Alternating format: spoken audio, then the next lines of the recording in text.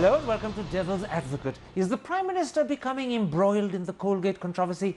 That's the key issue I shall discuss today with the Minister of Information and Broadcasting, Manish Tewari. Minister, let me start with the issues raised by the former Coal Secretary PC Parekh. He says that if Mr. Birla and he are to be embroiled in a controversy and a conspiracy, then surely Dasari Narayan Rao and the Prime Minister must be part of the same conspiracy, because without them signing on the file, no coal block could have been allocated. Karan, I think we need to take a broader view of what the issues involved are. The first issue is allocation qua auction, and that was settled in the 2G matter, where allocation got you 14,922 crores and auction got you 7,671 crores.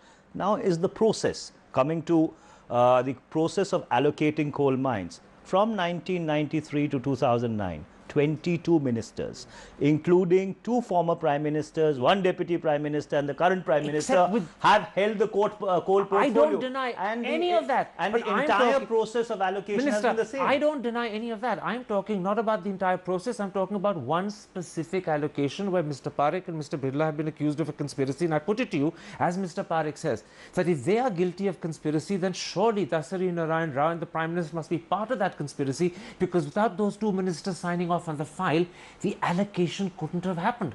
Without going into the merits of the matter, since it's sub judice and is under investigation, let me very respectfully point out there's a difference between an administrative head and the political head of a ministry. And the Prime Minister was only holding the portfolio in interim. So therefore, by the time a file comes to the Prime Minister, it's been processed by the coal bureaucracy and the bureaucracy within the PMO. So to expect Prime Minister to scrutinize every file and then sign off on it, and that being used by the former coal secretary to say that the Prime Minister is equally complicit, I think is a bit of a stretch. Well, by the way, you've overlooked several things. First of all, the Prime Minister was a substantive coal minister at the time. He wasn't an interim coal minister. Number 2, the Prime Minister, when he signs on a file, is exercising his judgment. If he signs without exercising his judgment, that is negligence, if not also irresponsibility. Therefore, if he signed on a file allocating a coal block to a particular entity, he's taking responsibility for what he's done. He then can't turn around and say,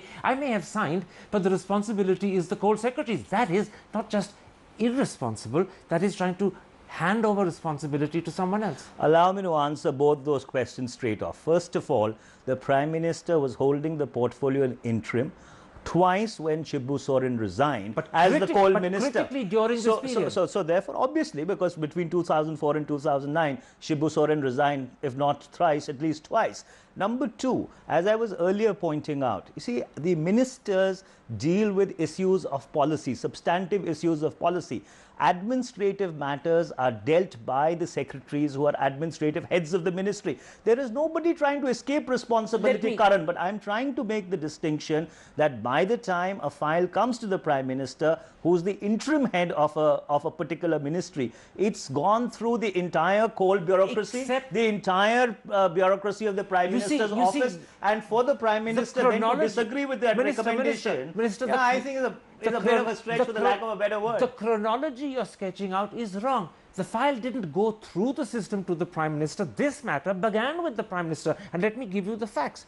Before Mr. Birla met Mr. Parekh, he met the Prime Minister. Second, the representation and documents he gave the Prime Minister were sent by the Prime Minister's office to Mr. Parekh for examination and investigation. It was only at that stage, afterwards, that Mr. Parekh met Mr. Birla. So if by that chronology Mr. Parekh is guilty of a conspiracy, surely the Prime Minister must be, because it began and initiated with him. May I put it to you, Karan, is it a crime for the Prime Minister to be meeting with an industrialist? Is it a crime in a democracy for a Prime Minister to be receiving a representation from an industrialist? And so therefore, is it a crime for the Prime Minister to pass it on to the bureaucracy to process it? So therefore, this particular statement that if I am complicit, and I'm not even going into the merits of it, whether he's complicit or not, so therefore the Prime Minister should be complicit, I think is completely out of order. Well, no, I was actually countering the point that you made, that that the process began at a lower level, went through the Coal Secretary to the PM, and I'm pointing out to you that this time round,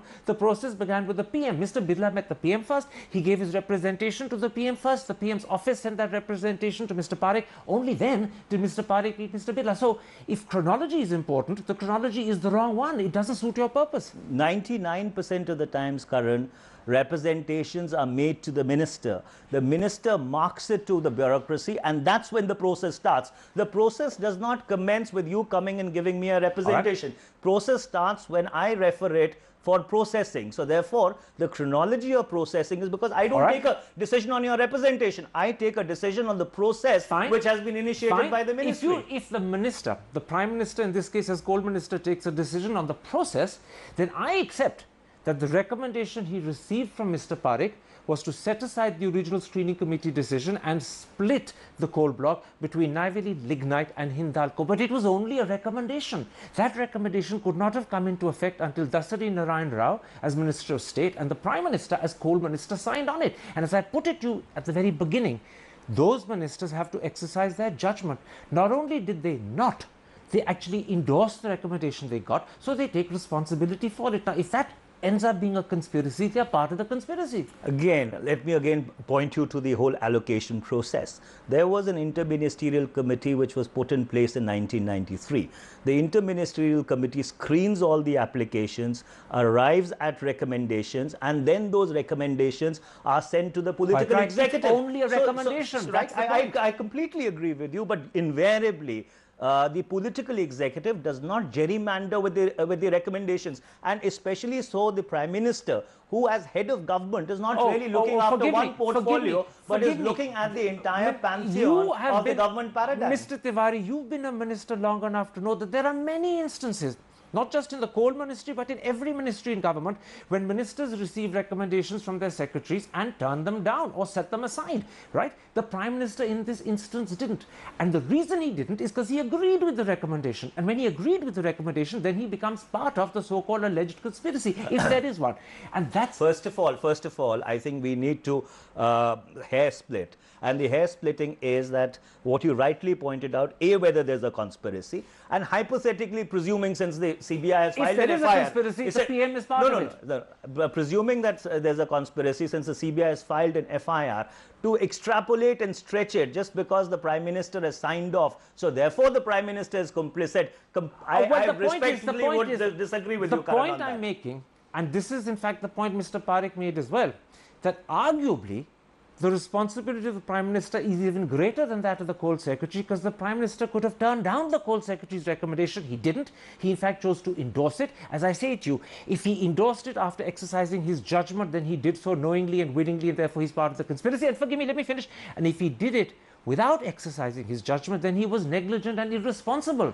As I was pointing out to you, the convention is that when something has been deliberated upon by an interministerial committee and a recommendation is made by the secretary of the department, invariably 99% of the cases it is accepted.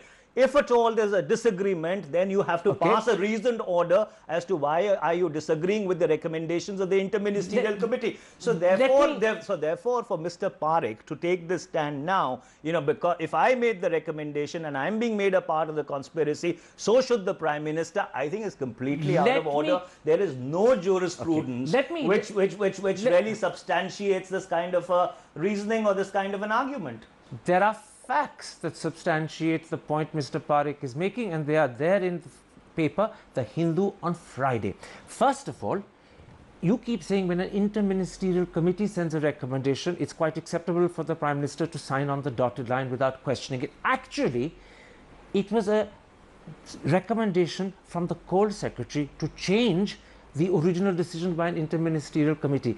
An interministerial committee had not met a second time. So when he actually got the recommendation, it was simply from Mr. Parekh himself. There was no interministerial committee. And let me finish. And therefore, the argument that the PM can sign off an interministerial committee decision without applying his mind or without questioning it doesn't hold in this case. So because this didn't come from an interministerial committee. Therefore, Karan, that validates my argument even further. It knocks it aside. No, it doesn't knock it out, for the simple reason that when the Coal Secretary, after having applied himself to the recommendations of the interministerial committee, comes to a conclusion that there's a prudent case which is made out for a departure from those recommendations, and you're he just, sends it. You're just turning your own argument on its head. No, I'm not. It's a different argument to the one you gave me earlier. I'm not turning the argument on the head. The point that I'm trying to make is that when an administrative head of a ministry, for cogent and prudent reasons, decides to depart from those recommendations and sends it on to the minister, and in this case the Prime Minister, and it is vetted by the Prime Minister's office, obviously the Prime Minister is going to accept it. Just a moment. If a Coal Secretary is himself overturning an interministerial committee's recommendation without going through a second interministerial committee, then in that particular case, it is incumbent on the Prime Minister to use his judgment and to very closely scrutinize the recommendation before accepting it. And once again, if he did, he's part of the conspiracy. If he didn't, he's negligent.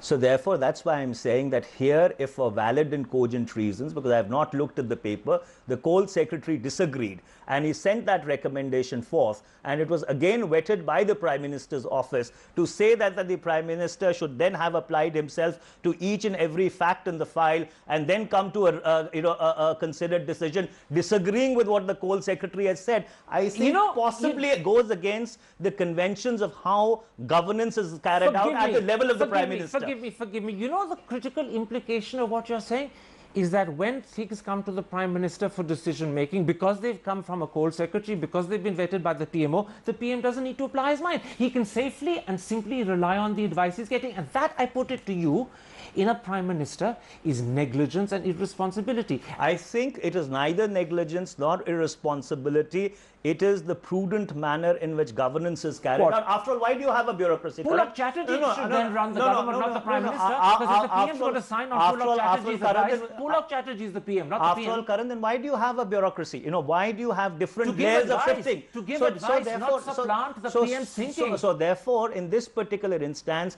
when the Coal Secretary disagrees with the recommendations of the Interministerial Committee, for cogent reasons, I presume, sends it to the Prime Minister's office. It is vetted in the Prime Minister's... For the PM to apply his mind it is vetted in the Prime Minister's office, and the conclusions is concurred with. Then to expect that the Prime Minister, because he did not depart, from that particular decision, is complicit in a conspiracy is absolutely totally out of order. There's a second fact, once again from Friday's Hindu, that contradicts your argument. It was an established rule at that time that in fact when a public sector undertaking has an interest in a coal block, that coal block cannot be allotted to a private entity. That rule was being broken in this instance. It can only be broken if the minister agrees to do so, because the minister has the power to do it. The Coal Secretary doesn't.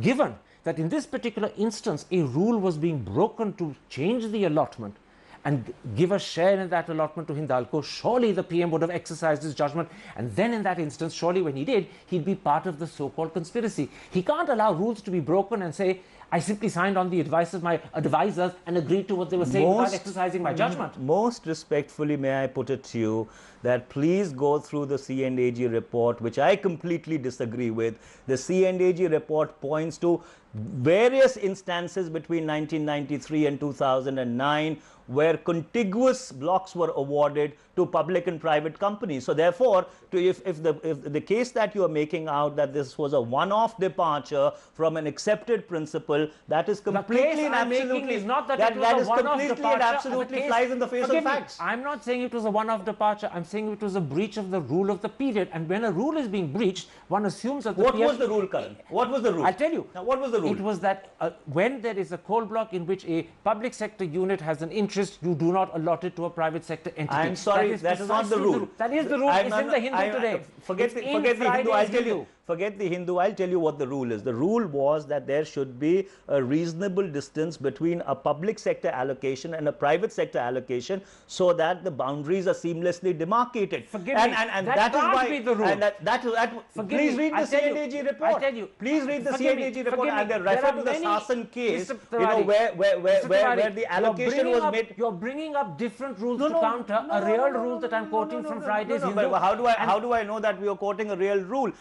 I'm quoting from the C&AG report, which I disagree with completely, where it was pointed out that private and public companies were awarded blocks which were totally contiguous to each other. Can I point out something, that in fact blocks have been awarded jointly to private and public sector companies, not contiguous blocks, but a point given jointly. If they can be given jointly, surely contiguous blocks will be given as well. And therefore, the rule you're quoting, I'm putting to you, is not a rule at all. So therefore, you're simply bringing it up to deflect attention from the rule I threw at. Karan, essentially this flies in the face of your argument. So therefore, if blocks can be jointly awarded, then why can't blocks be contiguously awarded? So therefore, the argument which you were putting to me earlier, this flies in the face of that argument. Let's get out of this argument about different rules. Let's take a break, and when I come back, I want to broaden the discussion.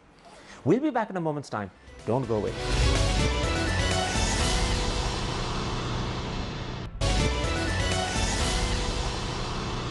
Welcome back to Devil's Advocate and an exclusive interview with the Minister of Information and Broadcasting, Manish Tewari. Minister, let's broaden our discussion. Isn't it a paradox that the man that the CAG praised for being the first to suggest that coal allocation should happen by way of auction rather than the select committee method is today accused by the CBI of misusing the select committee method? Isn't that a paradox in the extreme? Well, you know, since this matter is being monitored by the Supreme Court and it is sub judice, I do not want to go into the substantive aspects of a first information report. But allow me to say, a first information report by its nomenclature is a first information report, and even a charge sheet is the narration of facts and events as best understood by an investigating officer. So it is neither conclusive of innocence and certainly not conclusive of guilt by any stretch of imagination. You know what your colleagues, senior colleagues in your government are saying in private? They're saying the CBI has gone mad. That is what your own ministers are saying in private. The CBI has gone mad. Well, Karan, I do not know what my colleagues are saying in private. If they do believe in it so strongly, they should say it publicly. However, I have great respect for the Central Bureau of Investigation for the simple reason that investigation after investigation by constitutional courts have been entrusted to the CBI. The difficulty is that it's a very convenient whipping boy. When there is something which goes in our favor, we praise the CBI. When there's something which goes against somebody, then you call it the Congress Bureau of Investigation or by any other adjective which comes to your mind. So therefore, I don't think it's fair to smear an institution. Yes, if they're wrongly registered in FIR, if their charge sheet turns out to be perverse, it will be assailed in a court of law. They will be deprecated and strictures may be passed. So therefore, allow the process to play itself out. They have clearly, I suspect, wrongly registered an FIR against Mr. Parekh and Mr. Birla, because in an interview that Ranjit Sinha, the director of the CBI, gave to the Economic Times on Thursday, he clearly said that both gentlemen probably could end up being innocent, that both gentlemen could be exonerated, in which case I ask you, what was the need for an FIR? Well, I think this question you need to ask Mr. Ranjit Sinha, not I. Absolutely. You need to ask Mr. Ranjit Sinha this question. I am neither the administrative minister of the Central Bureau of Investigation. All I'm saying is, as a lawyer, I understand jurisprudence. Jurisprudence holds that you're innocent until proven guilty, and neither an FIR or even a charge sheet is by any stretch of imagination a conclusive proof of guilt. It's not conclusive proof of guilt, thank God, but in India it is sufficient to damage your reputation. A top industrialist, India's third largest by revenue, one of India's most senior and highly respected civil servants, both have had their reputation and probity and integrity questioned in public by a CBI that today is now saying, 2 days after registering the FIR, that maybe they'll end up innocent, maybe they'll be exonerated. And I put it to you, that was irresponsible of Ranjit Sinha to take the step of registering an FIR if he's not convinced of the case. If he thinks they could be innocent and is saying so in interviews, then he shouldn't have registered the FIR to begin with. Well, Karan, I am not going to second guess an investigation process and more so less an adjudication process. Let the matter play itself out. If the persons concerned ultimately emerge innocent and their reputations have been wrongly trifled with, there are remedies available in law. And since you bring up this entire case of reputations, I think it's also essential that the media introspects on how it reports some of these matters, because that trifles, reputations far more. In this instance, however, I can't speak about the media as a whole, all the facts that I'm quoting to you are absolutely proven. Oh, absolutely. I am not controverting your facts. I was only on the question of A, what you said is malafide intent, and I added to that reportage, which ultimately has an impact on how your reputation is perceived by people. Let me end this interview by coming around once again to the simple, truthful point. Only two outcomes are possible. Either there was a conspiracy, as the CBI alleges, and in that event, the conspiracy can't be confined to just Mr. Birla and Mr. Parekh. It would have to logically include the Prime Minister and Dasari Narayan Rao, because A, the file went to them, and without their signing off on it, their recommendation couldn't have come into effect, and B, because the rule was being broken, and therefore all the more reason for them to apply their mind. Or the CBI is completely wrong. There is no conspiracy, and Hindalco got the allotment perfectly correctly. Once no again, let me deal with both your alternatives. In the first instance, once again, allow me to reiterate the distinction between the administrative head and the political head, one who deals with administrative matters and the other who deals with policy matters. You may not buy it. I'm making that distinction. I leave it to your judgment. Number two, with regard to innocence or guilt, I think let's allow the investigation to play itself out. Maybe after an investigation, they come to the conclusion that there is no case even made out for filing a charge sheet. And in that event, the CBI will be very embarrassed, and two reputations will have been needlessly damaged. And in that event, the person who feels that his reputation has been trampled on or trifled with has remedies available in law. And but that what an unfortunate process. That is why, Karan, we need tougher taunts on libel in this country. I couldn't agree with you more. Minister, a pleasure talking to you.